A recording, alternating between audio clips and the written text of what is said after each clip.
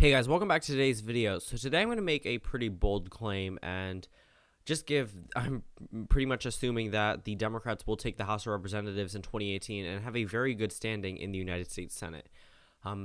Really everything that we've seen with everything after the 2016 general election has pointed towards a Democratic wave and is becoming increasingly more likely as we lead into the 2018 midterms. Primaries are already starting to happen. Democrats are nominating extremely strong candidates, and the pro ratings from many pollsters are really shifting in the favor of the Democratic Party. As of right now, Donald Trump has an extremely low approval rating for a president entering the midterm year, and we are already into the midterm year, and we're about to lead up into the general election. We're a couple months away, and it's really not looking so good for the Republicans. Right now, they have 212 seats in their column in the House of Representatives, and they barely have 50 if you're giving them a couple seats, but they really only have 49 safe seats in the United States Senate, and that can even be narrowed down to 48 or even 47 depending on which candidates we run.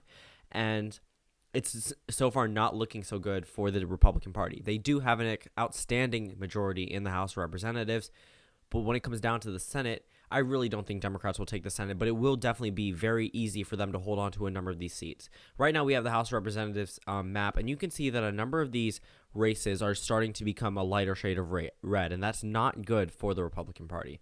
I mean, if you look over in Montana, why is it light red if Donald Trump won here by over 15% in 2016? Why is it light red? Well, mainly because after the 2017 special election and Donald Trump's approval rating dropping in a number of these states, these congressional districts are definitely going to be a backlash towards the president. And people don't know their representatives as well as they know their senators or people on the presidential level. People will tell you who Anthony Scaramucci is, but they won't know their own representative. And that's just pretty much how it is. What we see in the national media will reflect what they vote on their midterm ballot, because they don't have a presidential ballot to vote on. They don't have a re-election year that they need to vote and voice their opinion against the incumbent president. So the best way to do that is to vote against their agenda, vote against what they've been doing by voting in this case, more Democrats into office. And that's exactly what Republicans did in 2010, and that's exactly what Democrats are going to do in 2018. A lot of you are saying, oh, the Democrats have no chance. We see how much of the map has shifted away from them and all the gerrymandered districts. But right now, if 270 to win is giving 25 seats as toss-ups, Democrats only need 24 to win, and they already have some Republican districts leaning in their favor. So they really need just to grab onto a slim part of these toss-up and House of Representative races to win back the majority, and they'll probably win by more than that. If we go over to the congressional ballot, as of right now, the Democrats have 46.4% of the vote on a national average. Republicans have 39.5%. The Republican average in 2010 was around 9 points. So back in December, Democrats were at their all-time high, and this is when I really thought that it would be undeniable for a Democratic wave, but of course things narrowed down. But as of right now, where it stands, we're a couple months away. Democrats have consistently held a lead, and there's barely been any polls that show Republicans ahead, and even if it is, it's by 1 or 2%. But if we go down to where the Democrats are leading, in a YouGov poll, Democrats plus 10, NBC News, Wall Street Journal, Democrats plus 7. All of these have Democrats ahead by around almost double digits. I mean, Quinnipiac is the only one with Democrats plus 1 after the adjusted, but their original poll showed them ahead by 3%. So really, a number of these the indicators are there. The Republicans really need to worry about the House. And after Paul Ryan is retiring, I mean, it's all going to be a Democratic wave in the House of Representatives. I know a lot of you are saying, oh, the polls were wrong in 2016. They'll be wrong again.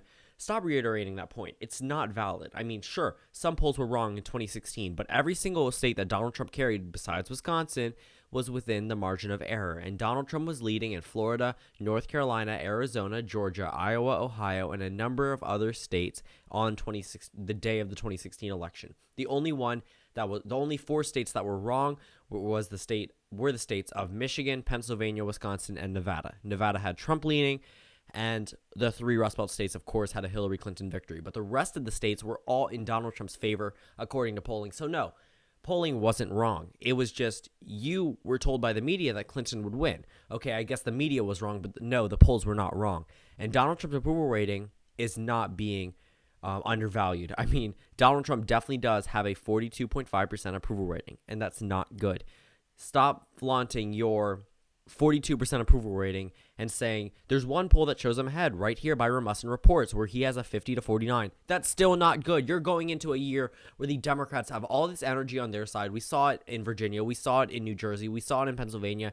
And we saw it in a number of other key races. Everything is pointing towards a Democratic wave, but you continue to ignore it, and that's going to be your own fault. Democrats did it in 2009 after Barack Obama was elected right then. And I mean, well, he was inaugurated, obviously, but just straight to the point, the Democrats pretty much didn't think that the Republicans would take that many seats. I mean, they took over 60 seats in the U.S. House.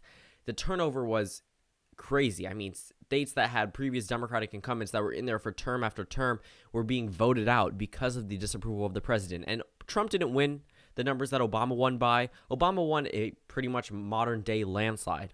Trump didn't do that. Trump won 306 electoral votes to Hillary Clinton's 232. The only states that were considered showing a mark on the United States reshaping the electoral map were the states of Wisconsin, Michigan, and Pennsylvania. Those are the only 3 states. And so far, the Rust Belt is turning away from the president. The Wisconsin Judicial Supreme Court election, the Michigan special elections, the Pennsylvania 18th District, in a pretty much solid conservative district, although they had more registered Democrats, they've been voting Republican because of people like Donald Trump. And it's not looking so good for the president. It's not looking so good for the Republican Party in general. Paul Ryan is retiring. That's not something that anyone on the Republican side should be happy about. Some Trump supporters may be like, oh, yay, we'll get someone in that's like Donald Trump. But first of all, you've already lost the Wisconsin 1st District. That's going to the Democratic Party. It doesn't matter how much campaigning Paul Ryan does for that one Republican candidate. He's going to be labeled as an alt-right Nazi, and it's going to be done elegantly. I mean, the Democratic Party has already given him that shape, and as soon as they start targeting more House races, it's really going to look bad for Republicans in general. The Speaker of the House of Representatives is retiring from the Republican side. Usually, if they're the current speaker, they will hold out the election, and sometimes they are defeated. But this one's pretty much showing that the Republicans have already given up defeat. Now, obviously, they haven't given up defeat, but it's just showing. It was a symbolic nature of him retiring. I mean, everything that he's done in the House of Representatives, everything that he's represented for people like Mitt Romney, coming after John Boehner and representing the Republican Party, pretty much being the national front of the Republican Party on off election years, and now he's just gone. They have to find a new figure, and they're not going to find someone as easy. They'll maybe use the House Majority Leader, but he's not as good as Paul Ryan. Paul Ryan is that experienced guy who can, he was an amazing vice presidential candidate. I was actually genuinely shocked that Wisconsin wasn't closer because of Paul Ryan, and kind of makes sense now. Wisconsin doesn't really like Paul Ryan, which is kind of ironic, but his congressional district obviously did. He won by over 30% in a number of his elections, and coming in from 1998, his first election year in a Democratic wave year. It wasn't really a Democratic wave year, just the Democrats held on and gained a few seats, even though Bill Clinton was the incumbent president. He won in 1998, and then he held out until 2018, and he's leaving the House of Representatives along with 50 other members. It's not looking so good. A number of these races that have Republican incumbents, states like Texas 23rd, those incumbents are losing their advantage, and Democrats are really gaining it back. States like Texas, Florida, North Carolina, Arizona, these are going to be blue states in 2024. They cannot afford to lose them now because it'll only continue to get more Democratic. They need to hold on, and to be honest with you, what they're going to try to do is to gerrymander a number of these races. 2020 is probably going to be one of the most pivotal elections because in 2020 Democrats won't have these immigrant bases and minority bases from a number of these states. It won't happen in 2020, but in 2024 they will. But the 2020 election will determine how these congressional districts are gerrymandered. Now, obviously gerrymandering is bad, but it's bound to happen, and it's going to happen. So whoever controls the governor elections in 2018 will definitely be there for the 2020 census to come around. And obviously 2018 leading up, and they finish their term off in 2022. Everything matters. 2018 matters. Democrats are going to target the House of Representatives because that they know that they're going to need it when it comes to influencing governors and influence the way the districts are drawn, because it's going to be extremely important. Obviously, they'll have to hold off in 2020, but election years always favor Democrats in the House of Representatives. So if they can take it now, they'll hold their majority in 2020. And the same case for the governor elections. If they can take it now, of course they're going to hold it in 2020 because it's not even up for re-election, disregarding states like Vermont and New Hampshire. So pretty much all these states, Democrats are solidifying their base. They're bringing them back, and they're going to win the House of Representatives. That's something that I've already seen it. I mean, you can, if I'm wrong, then I'm wrong, right? I'm never going to always be right. I was wrong about the Alabama Senate race. But as of right now, where it stands with Trump's approval rating, with the generic ballot, everything is pointing towards the Democratic way, and sooner or later you're going to have to accept it. That you can't just deny it the day before Election Day if Democrats are up by 9% in opinion polling and say, oh, this is going to be like what happened in 2016. No, it isn't, because it's a congressional election. It can't be misconstrued that way.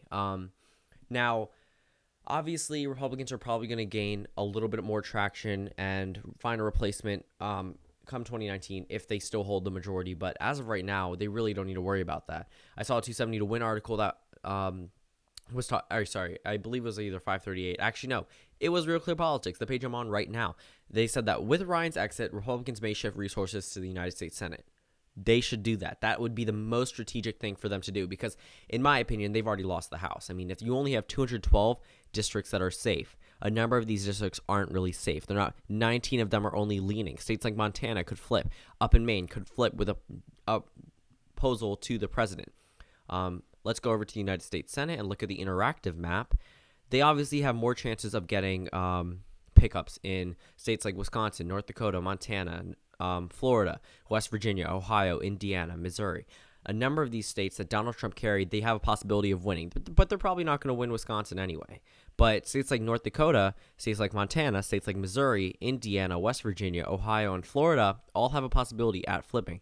Rick Scott running in Florida definitely has a possibility of flipping towards the Republican column. Obviously, the Senate is going to become a lot closer. I don't think Rick Scott's going to win in Florida, but it is possible. If Republicans put all their resources towards the United States Senate, then it'll become increasingly more likely for them to do so. But as of right now, with them focusing on the House, which I'm pretty sure that they've already lost, they're not going to win in the Senate. They'll probably hold on to their majority 50-50, but they're probably not going to win any more seats. They're not going to win in Montana. They could win in North Dakota, but it would just be nulled by a win in Nevada. And Democrats will probably win in Arizona and Nevada. And God forbid John McCain is resigning in Arizona.